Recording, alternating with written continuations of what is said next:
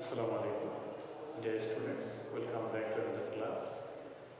In my last class, I discussed tense and its classifications, and I also discussed three types of tense and their structures. Today, I will discuss another three types of tense and its structures. So today I am going to discuss present continuous tense, past continuous tense, and future continuous tense. Okay, so let's start with present continuous tense. Structure.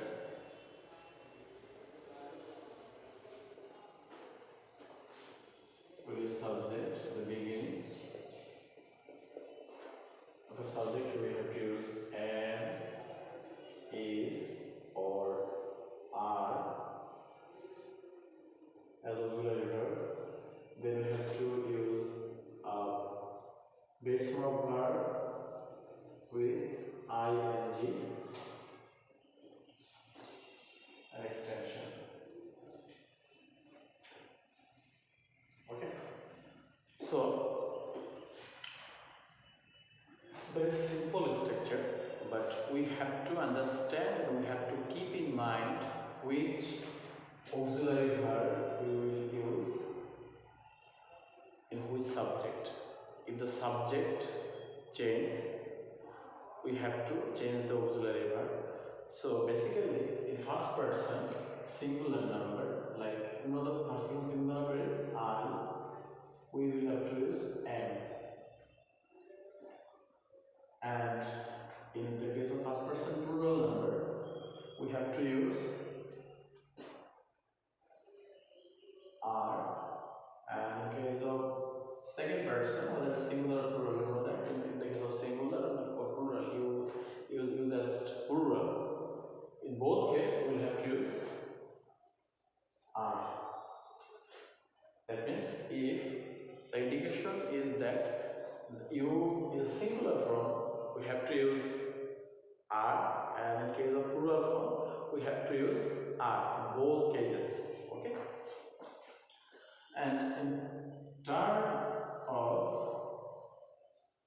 third person singular number, we will use is, and in terms of third person plural number, we have to use are. So in short, we can say that we will have to use am after first person singular and is after third person singular. Rest of the case we will need to use are after the subject, and after that we can apply the same sort of structure in each one every sentence or sentence which actually follows present continuous tense. Okay, so yesterday I actually talked about the verb eat. Today I'll try to use the same sort of verb so that you can understand the difference between present indefinite and present continuous. Okay, so I am,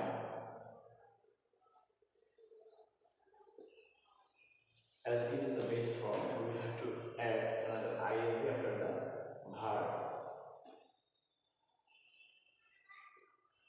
Here we get rise as object, and so we will use the same sort of verb, the same sort of structure.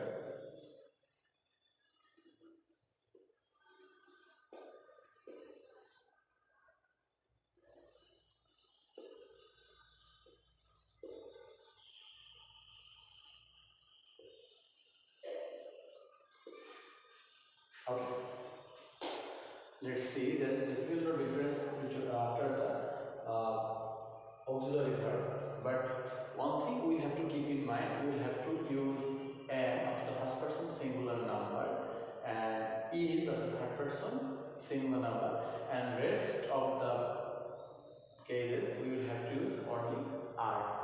So I think it's clear now. We have to focus on this type of sentence and this type of sentence, and as the other three sentences follow the same structure, so I think it's clear now. Okay. Okay, this is present continuous.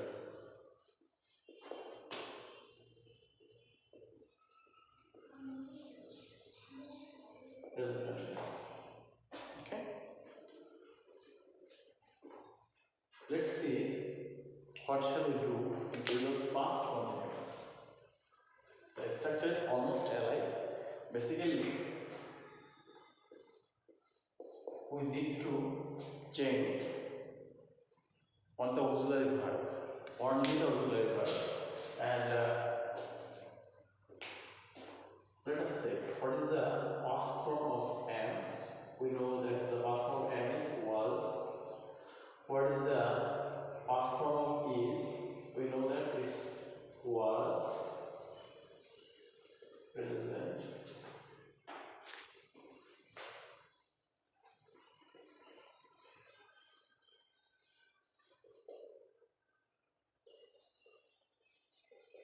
past.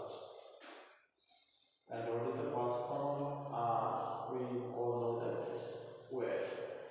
So when we go to past tense, past continuous tense, simply we need to change the three auxiliary verbs structure, and the rest of the structure is as it was, and it's very simple. It's very simple. So let's see the structure of first continuous tense. Okay, subject plus was oblique were.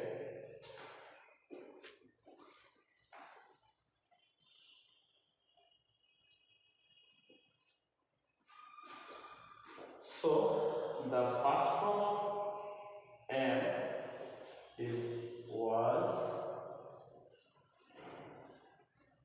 and the past form of are is were.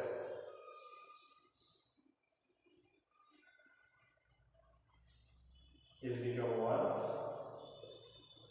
are became were. Look, the same sort of structure.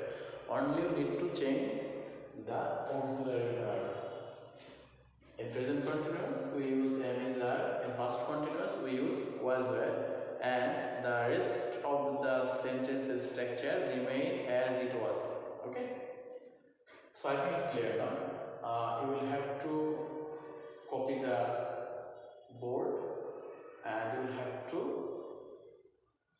keep in mind the sentences as well. Okay? So in terms of past continuous, you just keep one thing in your mind, that when the subject is plural, we use where, like they is plural form, we plural, you plural, or you can in the case of singular form, we also use where after you. Okay, not was. And in terms of singular, we use what? Was. So when it's plural, we will use where as auxiliary verb, and when it is singular, we will use was. It's very simple. Okay. So copy the board.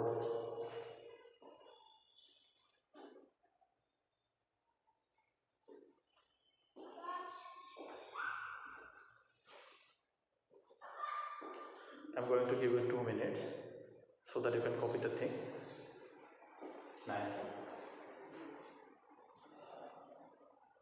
Okay.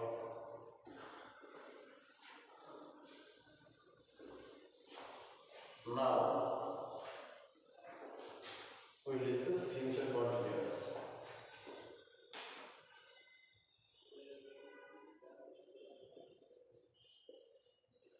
Future continuous tense will use subject. Then I told you that when we are doing anything with future tense, we have to use shall or will after the subject. We have to use shall or will after the subject is mandatory.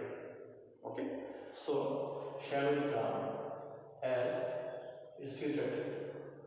Shall or will. In spoken English, you can use will after each and every subject, but in written English, you have to use shall person, singular plural both in both cases, but will in second person and third person singular plural in both cases. But in spoken English or in American form of English, you can use will. Okay, but as we follow the structure of American, British English, so we have to use shall first person and will rest of the person. Okay, shall or will, and then we have to use be, extra be, then verb base form of verb plus ing and then all that. Okay.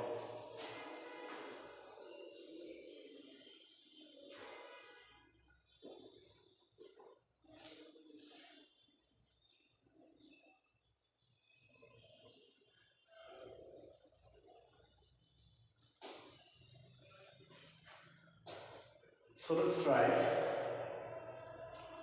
Okay, as I say, we will use shall first person. Let's write something first person. I shall be eating rice. We shall be eating rice. You will be eating rice.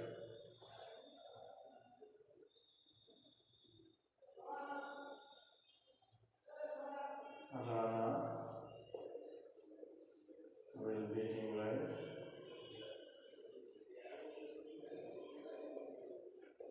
They will be eating rice. Okay. So it's simple. It's not very Herculean task or very difficult task.